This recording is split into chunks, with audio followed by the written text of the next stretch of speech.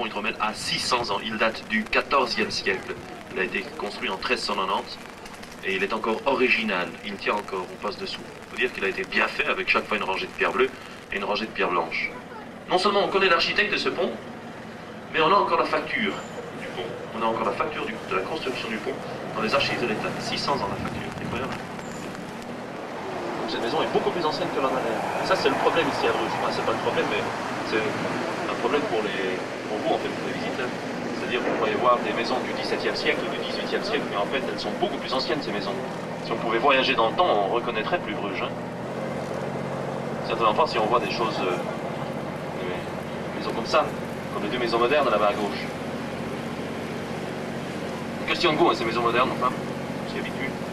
Et là on les appelle, c'est ce qu'on va dire quand même, des façades à pas de moineau. Des pas de moineau. Vous allez voir la dernière là-bas, numéro 11. Elle a été restaurée en 81. L'architecte qui habite encore, il a gagné un prix avec. Au-dessus de chaque fenêtre ici, vous allez voir une petite tête, une petite figure. Cette tête était placée là pour chasser le mauvais sort, pour chasser les mauvais esprits. On était très superstitieux au XVIIe siècle, hein, les petites têtes pour chasser le mal. Ah, les petites têtes pour chasser le mal. Donc cette maison-ci, on est en train de la restaurer. Et on a l'entrepreneur ici qui s'appelle Arthur van den Dorp était un entrepreneur qui ne faisait que de la construction donc des nouvelles maisons. Et alors il s'est, disons, il s'est spécialisé dans la restauration de maisons et d'églises surtout. Il ne fait que ça. Là-bas à gauche, c'est le marché aux poissons avec les colonnes. Le marché aux poissons, il date de 1821 et il est encore toujours en usage aujourd'hui, 5 jours par semaine. Tous les jours sauf le dimanche et le lundi.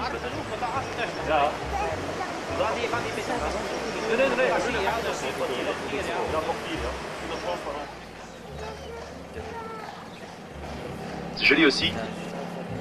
Les écluses et la maison des éclusiers.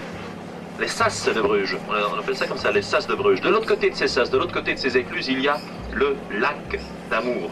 Le lac d'Amour est un étang à Bruges, c'est un ancien port. C'est devenu l'endroit le plus charmant, le plus romantique de la ville. On peut y faire de magnifiques promenades.